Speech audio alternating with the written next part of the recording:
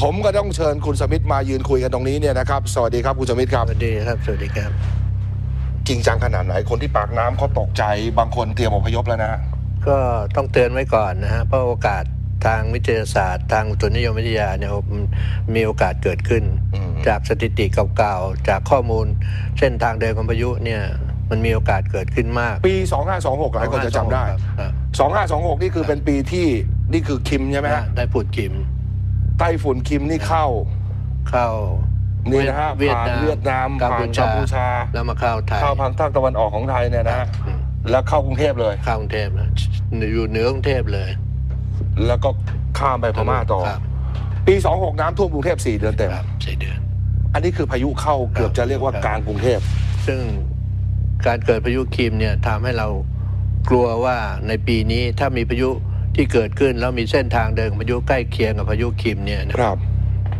โอกาสที่กรุงเทพและมหานครและปริมณฑลก็จะมีลักษณะเช่นเดียวกับ2526สถิติมันบอกไหมฮะว่าปีนี้มีความเสี่ยง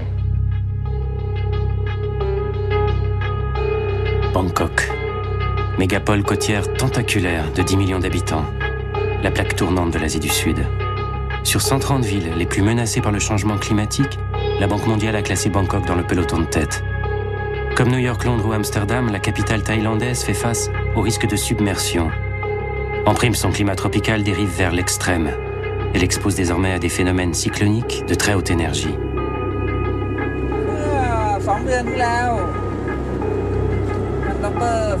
Il y a 2 mois, le Dr Smith a donné une conférence de presse sur tous les médias thaïlandais.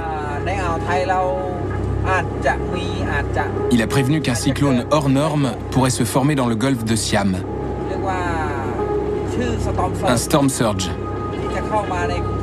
Un cyclone qui aspire l'eau de mer et déferle sur les terres comme un tsunami.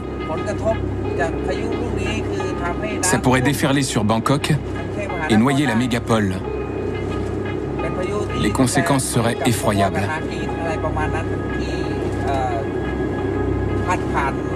Pire que le cyclone qui a frappé la Birmanie en 2006, en faisant de nombreux morts.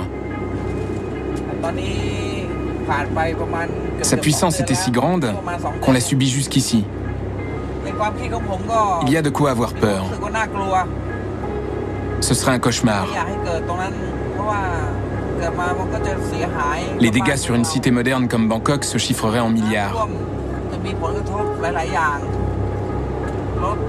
La population migrerait dans une panique indescriptible. La quantité d'eau excéderait largement nos capacités de pompage. Les banlieues fragiles ne s'en relèveraient pas. Ça entraînerait une régression durable.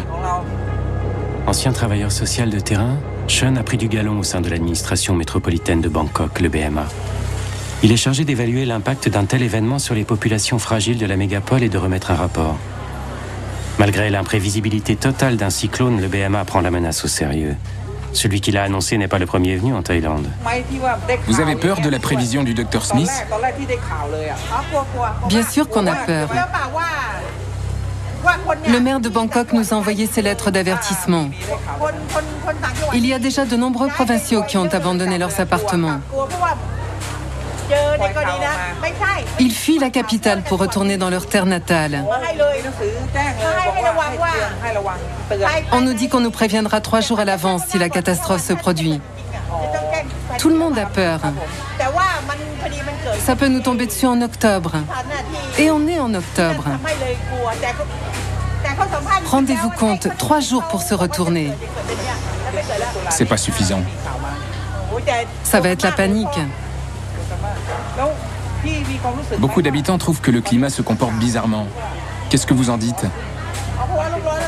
Oui, c'est très anormal. Il pleut en saison sèche. Il fait chaud en saison fraîche. Ça devient troublant. Nous sommes au carême bouddhique et il devrait pleuvoir, non? Quelque chose s'est déréglé. Ça aide à croire à ce typhon géant. Je vous dis, les gens déménagent. Ils bazardent tout, déscolarisent leurs enfants. Cette lettre est effrayante. Il faut garder son sang-froid. Facile à dire. On nous dit qu'on aura 3 mètres d'eau au-dessus de la tête.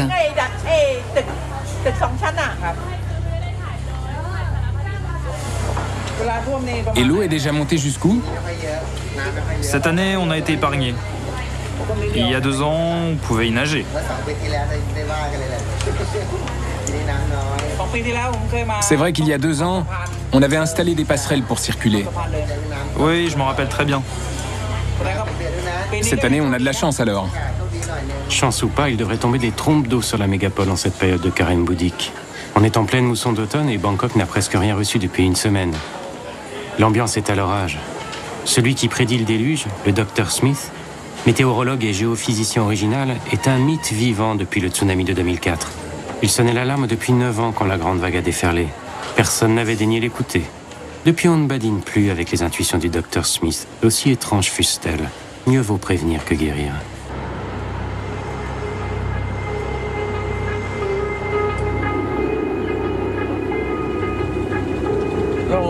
Le changement climatique semble devenir une réalité.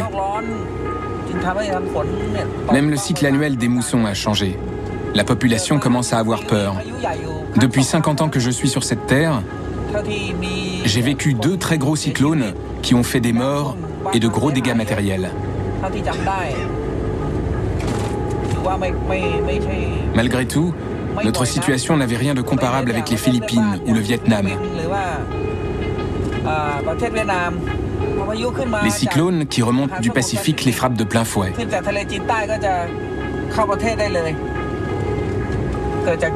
Nous sommes assez chanceux jusqu'ici. Évidemment, s'il en arrive un par le golfe de Thaïlande, ce sera autre chose. Ça noiera la ville sous des mètres d'eau, à commencer par les banlieues du front de mer. J'essaie de me rassurer en me disant que le golfe de Thaïlande est relativement petit pour qu'un tel monstre se forme. C'est plus probable dans le sud. Mais bon, prions. Prions. Bangkok, la Venise asiatique, disent les guides touristiques. Disent-ils aussi qu'à l'instar de sa petite sœur d'Italie, il est grand temps d'apprendre à nager. Sous les pilotis de l'échangeur courent des kilomètres de canaux colonisés par d'autres que la stratification urbaine a laissé les pieds dans l'eau. Ces canaux perfusent la mégapole comme un réseau de capillaires et rappellent s'il est besoin que l'élément liquide est ici plus à sa place que le béton. Au long des capillaires, des bassins de rétention comme des anévrismes prêts à éclater. Bangkok les cure, en attendant le déluge.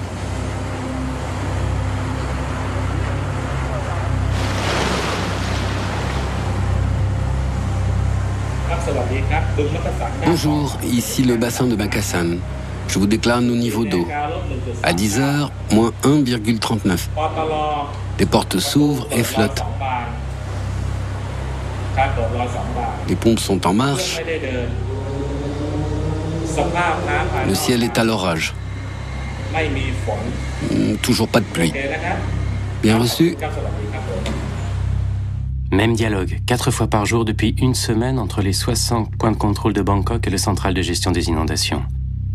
Il ne pleut toujours pas. Le ciel est comme un gigantesque accumulateur d'énergie au-dessus de la mégapole. On entend les abeilles, comme sous une ligne à haute tension. Sean a pris rendez-vous au centre radar avec les meilleurs météorologues du pays. Ils ont une batterie d'appareils qui scrutent le golfe de Siam en 3 dimensions. En quelque sorte, la vigie du cargo Bangkok et de ses 10 millions de passagers. S'il y a quelque chose à voir, ils le verront avant tout le monde. Qu'ont-ils à dire sur l'affaire Smith? Même si l'intuition scientifique se respecte, chacun sait qu'il est impossible de prévoir un cyclone des mois à l'avance. Pas plus qu'un tsunami 9 ans avant la grande vague. Sean vient d'apprendre de sources sûres que Smith serait depuis peu en procès avec un puissant groupe d'investissement. Il aurait affirmé publiquement que l'aéroport international flambant neuf serait inondé de façon permanente sous 10 ans en raison du changement climatique. Ça a dû faire mauvais effet. Le scénario catastrophe du Dr Smith suppose le passage d'un cyclone dont l'œil toucherait la mégapole. Sachez que sur les 100 dernières années, cet événement extrême ne s'est encore jamais produit. On constate pourtant que depuis une trentaine d'années, la situation climatique change. On observe des phénomènes inédits, des phénomènes hors du commun, notamment dans l'océan Indien, des phénomènes cycloniques encore jamais rencontrés. Et on ignore totalement si ces cyclones sont susceptibles de pénétrer dans le golfe de Thaïlande. Depuis 30 ans, la fréquence des grands cyclones, que l'on qualifie de typhons, est en nette augmentation. Par le passé, on avait affaire à un typhon tous les 7 ou 8 ans. Désormais, on en rencontre un tous les 3 à 4 ans. La fréquence s'est beaucoup resserrée. La population doit prendre conscience que ces catastrophes naturelles peuvent se produire. On ne peut se contenter d'espérer qu'il n'arrivera rien de grave. Il faut se préparer à faire face avec les moyens dont nous disposons aujourd'hui. Ces catastrophes seront plus fréquentes et plus violentes dans l'avenir et se produiront là où on ne s'y attend pas. C'est là que les choses deviennent effrayantes, parce que la population n'est pas apte à faire face. Regardez au Vietnam ou aux Philippines. Ils essuient 3 ou 4 cyclones par an et parviennent à s'en sortir parce qu'ils ont de l'entraînement. Ils sont prêts à faire face. Chez nous, si les bouleversements s'intensifient comme aux Philippines ou au Vietnam, nous développerons les bons réflexes et nous y survivrons. Avons-nous vraiment le choix de toute façon ?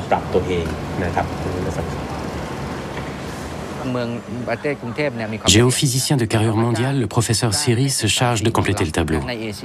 De son point de vue, nul besoin de typhon pour que Bangkok se retrouve sous les eaux. Bangkok subit l'influence du réchauffement climatique. D'après les données du centre météorologique, nos températures ont augmenté de 2 degrés en 40 ans.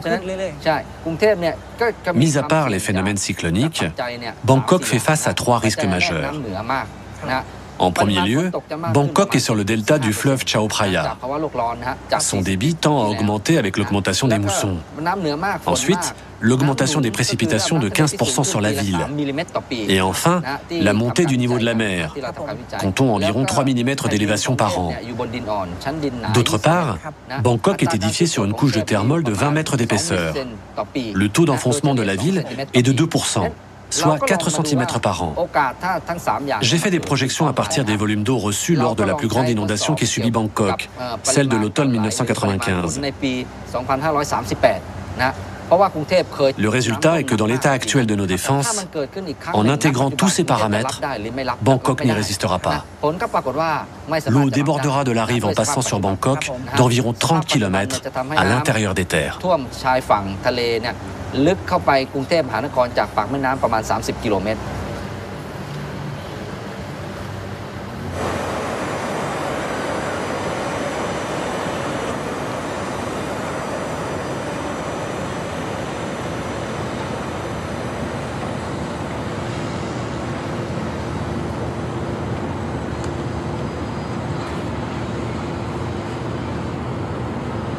À résumer la situation, Bangkok a quelques soucis d'avenir.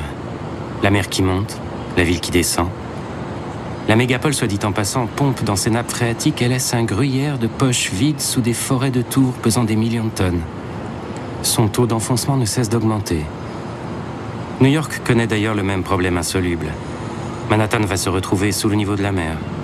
Ajoutons à ça l'imprévisibilité des moussons, un delta fluvial dont le Mascaret est l'un des plus forts au monde, des typhons qui augmentent en fréquence et en puissance. Smith dit à qui veut l'entendre, si vous comptez habiter Bangkok, investissez dans un bateau. Ce sera plus rentable. On est bientôt prêt à le croire.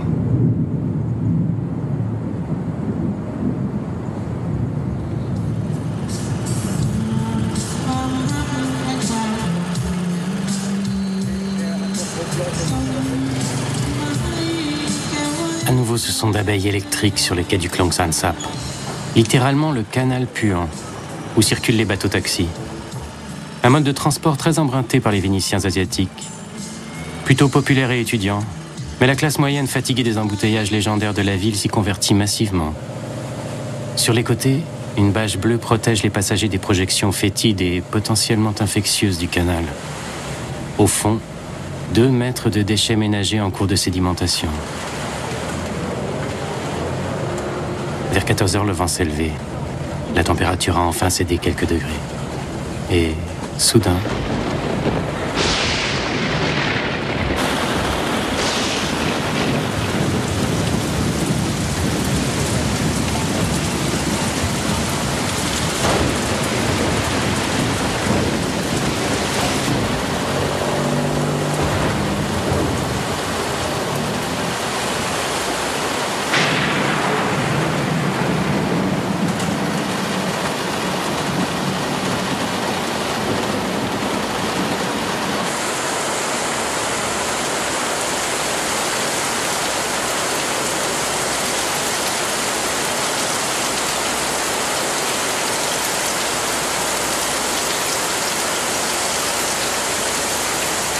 Toute la ville s'attendait à ce que des tonnes d'eau débarroulent en quelques minutes. Il y a comme un soulagement, la résolution d'une frustration, un retour provisoire à la normalité. À Bangkok, on aime la pluie. Et mieux vaut aimer ça. Ici, il peut tomber jusqu'à 1 mètre en moins d'1 heure.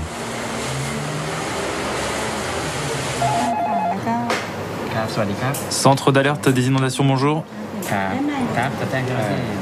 Je déclenche une intervention. La mégapole gorgée d'eau sature à grande vitesse.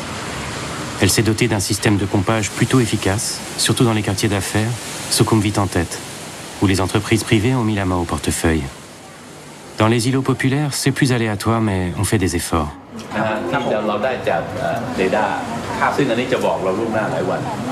Au cas où un cyclone se prépare, nous aurons des informations radar, environ 3 jours avant. Nous déciderons alors d'anticiper la surcharge en abaissant les niveaux dans les canaux de la ville. Il faut aussi s'assurer que nos 20 stations de pompage soient opérationnelles, prêtes à accueillir une telle masse d'eau. Il faut exonder la ville le plus vite possible. Vous êtes confiant alors? Oui, plutôt confiant. Nous sommes équipés en instruments de mesure et nous avons confiance en nos informations. Mais nous devons aussi admettre que s'il advient un événement qui dépasse nos compétences, il faudra bien laisser l'eau entrer. Il faudra bien. Avoir le courage de changer ce qui peut l'être et la sagesse d'accepter ce qui ne peut être changé. Si 130 villes côtières du monde sont menacées par le changement climatique, le sourire fera une part de la différence. Le déluge aura été bref, très localisé. Le ciel s'est purgé sur la rive sud du grand fleuve. Dans un quart d'heure, Sean a rendez-vous au débarcadère avec un hydrologue qui connaît les canaux habités de la Venise d'Asie comme sa poche. Un quart d'heure lui suffira à compléter sa vision générale du système de protection de la ville.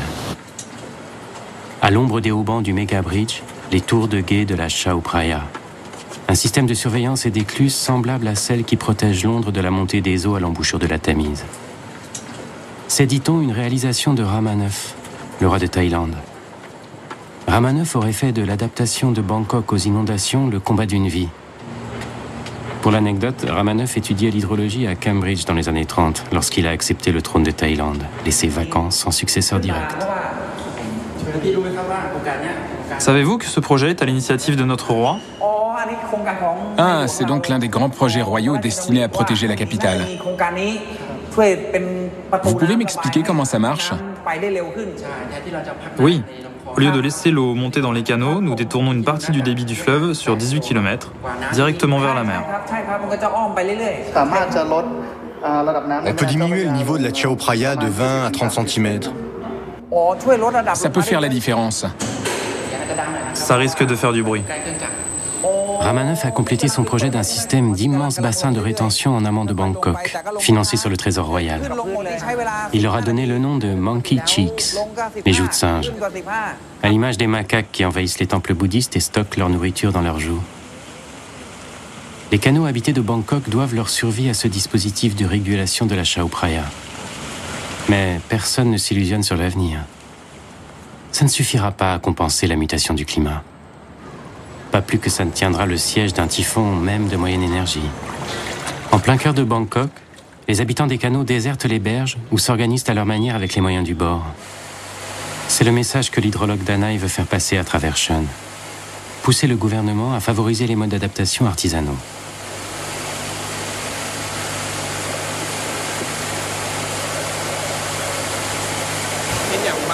Regardez les habitations sur les berges. On voit encore des traces. Les parties noires correspondent à la grande inondation. L'eau n'était jamais montée aussi haut.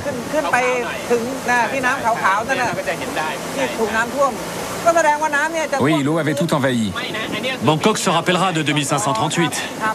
1995 du calendrier grégorien. L'eau est montée vraiment très haut.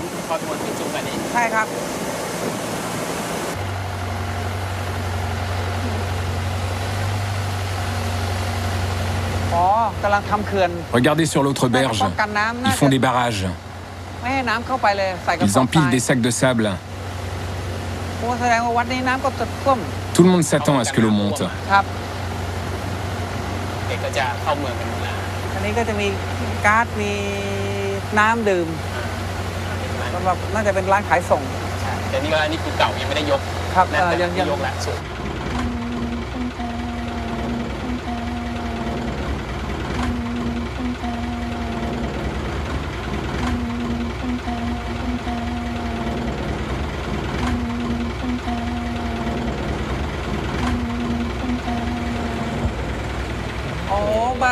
Voilà ce qui s'appelle anticiper. Oui. Cette maison est l'exemple parfait d'une adaptation durable à la montée des eaux. Au passage, on voit encore les traces de la grande inondation de 2538. La maison est en travaux.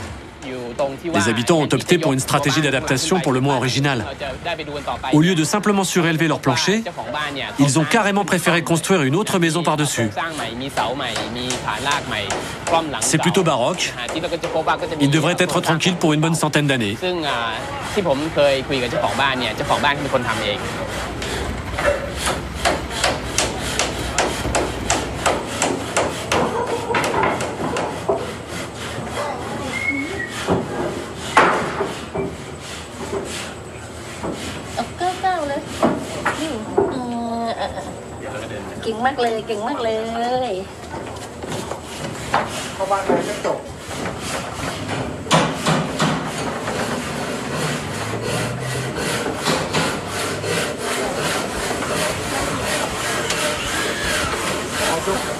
Vous avez surélevé vraiment très haut. Oui, nous voulions être définitivement à l'abri, surtout pour l'électricité. Tout mettre hors d'eau. On avait des courts-circuits. Vous êtes rassuré, non? Vous pouvez affronter le siècle qui vient? Oui, je serai plus sereine. Nous sommes les mieux préparés à affronter l'avenir. Si vous avez les pieds dans l'eau, c'est que tout le quartier aura disparu.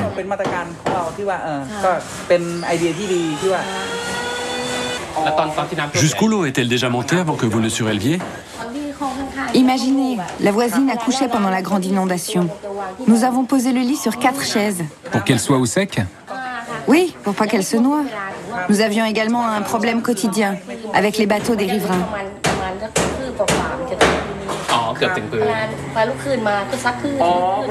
Je vois, les vagues débordaient dans la maison.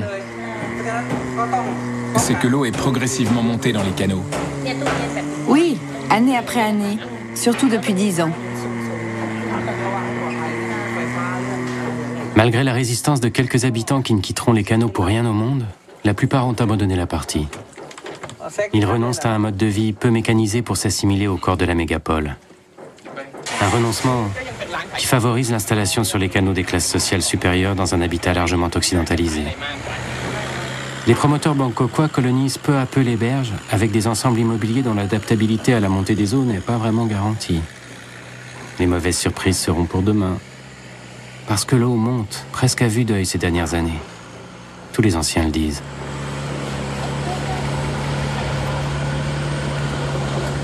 Il faudra bien que quelqu'un paye s'il faut repousser le milliard de mètres cubes d'eau saumâtre que la mégapole attend sous une vingtaine d'années.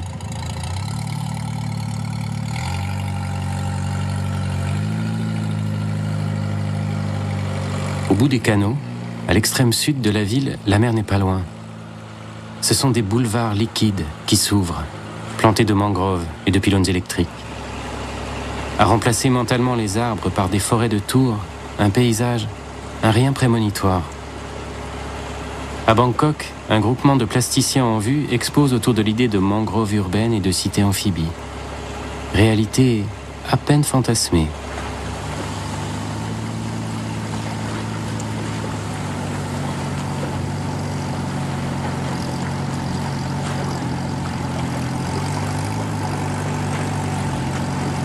Au bout du boulevard, il y a un temple bouddhiste et un village. Les deux font polémique au sein des élites intellectuelles et scientifiques de Bangkok. Shun doit voir de ses yeux ce qui passe pour une allégorie du futur de la mégapole. La mer a, dit-on, tout dévoré en l'espace de 10 ans. L'érosion côtière y est l'une des plus violentes au monde. C'est à cet endroit précis que la mer de Siam défoule son énergie croissante. Là également qu'est la porte d'entrée du typhon géant qu'annonce le Dr Smith. L'endroit s'appelle Khun Samut-shin. Une bande de climatologues du GIEC est d'ailleurs passée par là et ne s'en est toujours pas remise.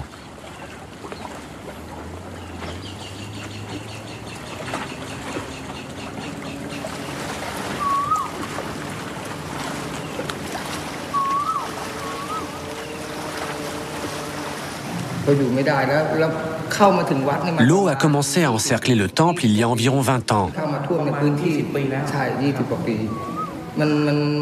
Comment vous expliquer? D'un côté, les vagues ont fait des dégâts. De l'autre, les sédiments ne se déposent plus à cause des barrages sur le fleuve. Il y a eu des inondations, continuellement. Parfois terribles les jours de grande marée. Beaucoup de nos fidèles ont déménagé suite à des accidents. Des accidents graves? Des noyades. Avant mon arrivée, le temple était déjà presque désert. Les fidèles qui restaient m'ont demandé de devenir premier bonze. J'ai hésité avant d'accepter. J'ai compris que si je refusais, le temple ne survivrait pas. Il fallait quelqu'un pour gérer les cérémonies. Le temple n'a pas encore le projet de déménager?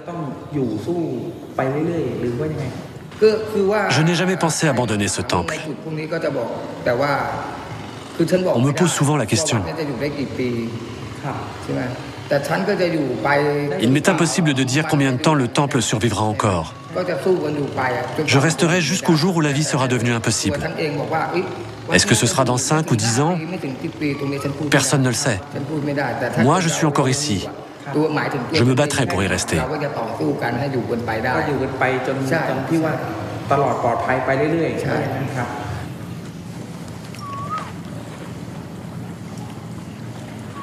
D'autres se battront bientôt. L'aéroport international de Bangkok n'est qu'à 5 petits kilomètres derrière le temple. Au rythme où semblent aller les choses, il se pourrait que Smith ait raison de sonner l'alarme une fois de plus. Quitte à forcer un peu le trait, histoire de secouer la torpeur gouvernementale. Parce qu'il y a peu de chances pour que la tendance s'inverse.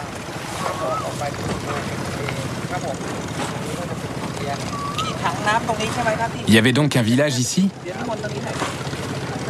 Là, il y avait une école. Ça a commencé par attaquer l'école, et puis le reste y est passé.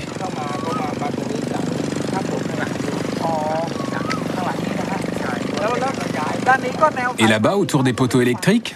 Il y avait des chemins qui desservaient le village.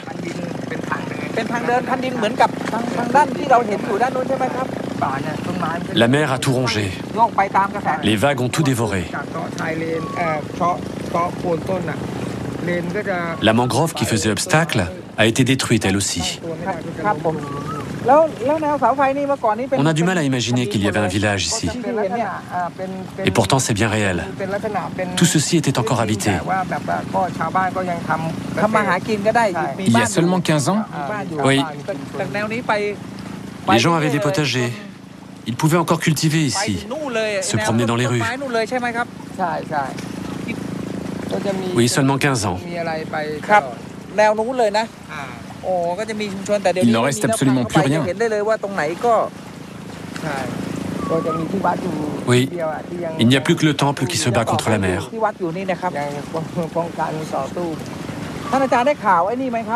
J'imagine que vous êtes au courant du Storm Surge du Dr Smith. Ça ne me fait pas peur. Quoi qu'il puisse se passer, je reste au temple. Je me tiens juste informé. Ça ne coûte rien de savoir.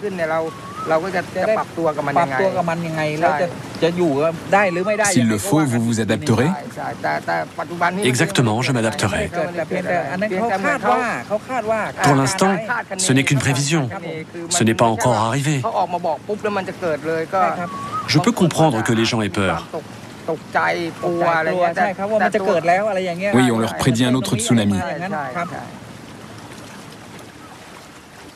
Les moines du temple n'attendent aucun miracle, ni de la mer, ni du gouvernement.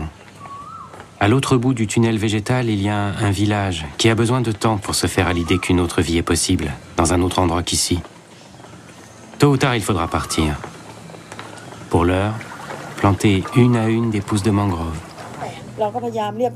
Nous sommes aux avant-postes de Bangkok. Nous demandons aux institutions de nous aider. Mais nous sommes abandonnés. On n'existe pour personne. Bangkok devrait s'y intéresser. C'est aussi son avenir. Je tire la sonnette d'alarme depuis 10 ans. Je supplie. Et ça reste sans effet? Mais oui, je donne l'alerte. Ils dorment debout depuis des années. On me dit qu'on a reçu mes courriers il y a seulement quelques jours. Des lettres postées il y a 10 ans. Ça paraît drôle, mais j'ai envie de pleurer. On m'a ordonné d'arrêter. Maintenant, on fait pression sur moi. Alors j'ai répondu que je n'arrêterai pas. Je veux que ça remonte jusqu'à Sa Majesté le Roi. Les Bangkokois ne se rendent même pas compte. Au village, c'est le début. Nous sommes en plein bouleversement climatique. Nous n'y vivrons plus jamais comme avant. Désormais, le temps de tourner la tête et la tempête est là. Bien sûr, les riches resteront sur leur tour. Mais les pauvres, ceux qui vivent au ras du sol, comment vont-ils s'en sortir? Beaucoup sont déjà morts, comme vous savez. À ce rythme, il n'y aura bientôt plus de pauvres. Tous noyés. Un nettoyage à grande eau. C'est une bien curieuse façon d'éradiquer la pauvreté, non?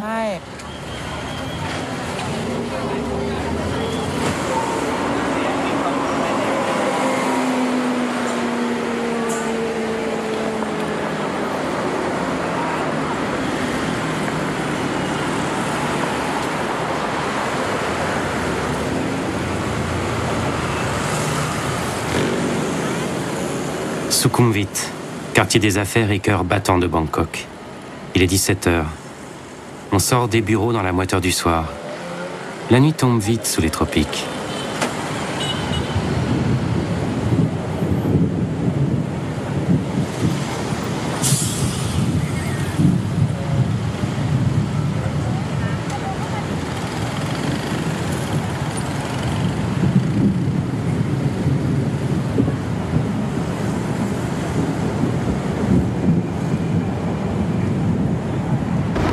Un éclair derrière Island Building.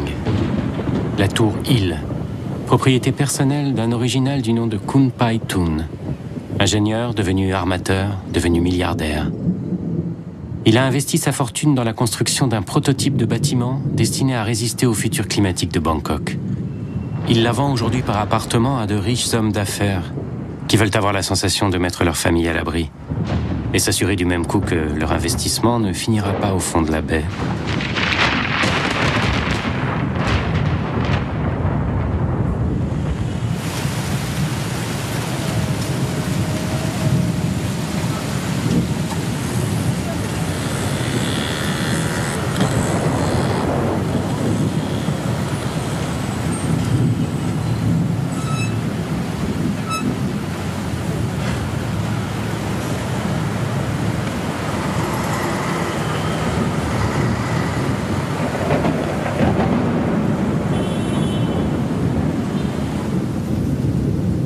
Kun Pai Thun a d'ailleurs rendez-vous avec l'un d'entre eux, un homme d'affaires australien établi en Thaïlande depuis une quinzaine d'années.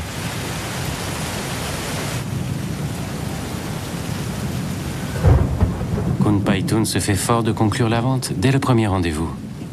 Question de bon sens. Pour ceux qui en ont les moyens, inutile d'attendre la fin des débats sur l'avenir de Bangkok. On sera mieux en haut qu'en bas.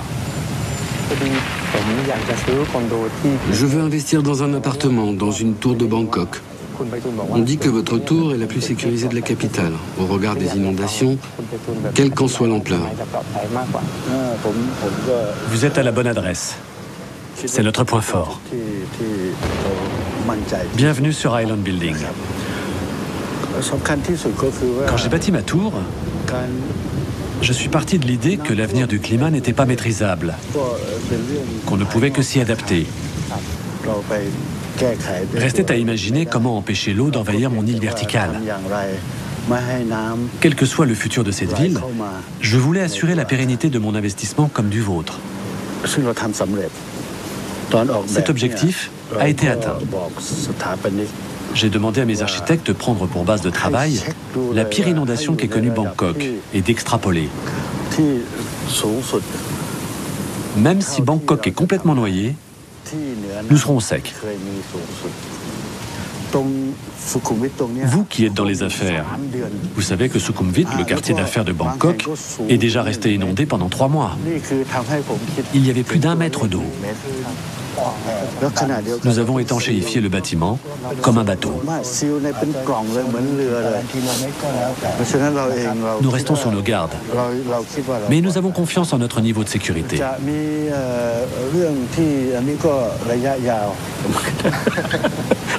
Tout le monde est rassuré ici. Nous dormons sur nos 2 oreilles. Pour nous, le problème est réglé. Mais je m'inquiète franchement pour le reste de cette mégapole.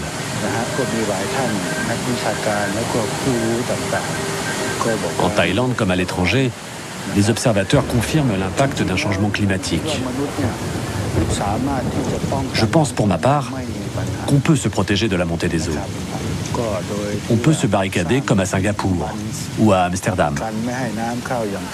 Bâtir des digues, des écluses. Les humains sont capables de sécuriser leur ville. Le problème, c'est que la Thaïlande ne s'y prépare pas. Il y a de gros conflits d'intérêts ici. Car pour envisager des protections, il faut des terrains, ce qui est très problématique. Qui va vouloir céder son terrain pour le bien commun?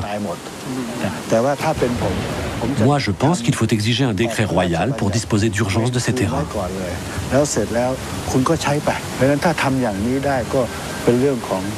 Il dépendra alors des ingénieurs de collaborer avec l'étranger, notamment les Pays-Bas, pour élaborer un plan de bataille par zone.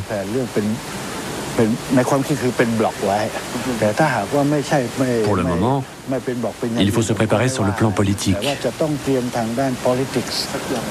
Et il nous faudra certainement encore 10 ou 20 ans.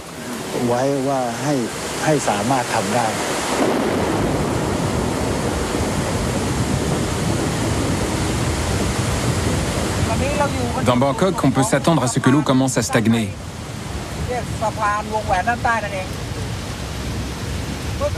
Vous savez, j'ai fait une carrière de marin. Entre décembre et février, on ramassait beaucoup de cyclones vers la Malaisie au sud de la Thaïlande.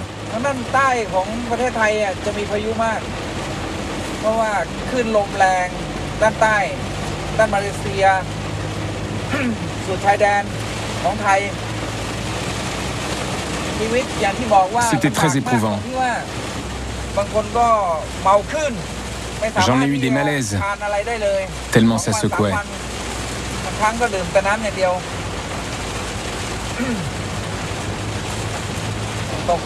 Il pleut des trombes. Maintenant, on n'y voit pas à 100 mètres.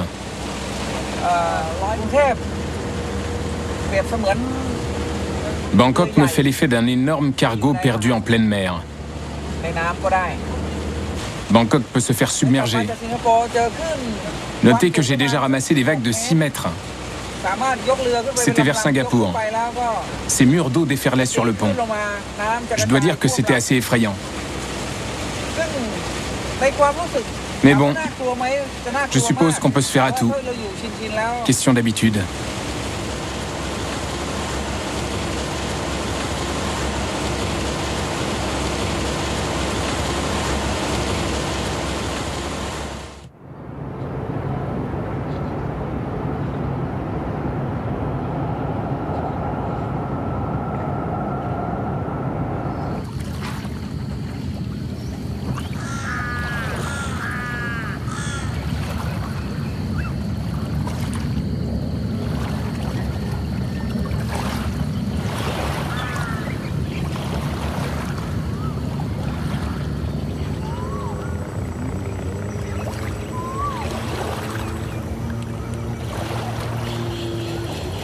Au jour de la clôture du carême bouddhique, l'orage s'est dissous dans la relative fraîcheur du petit matin tropical.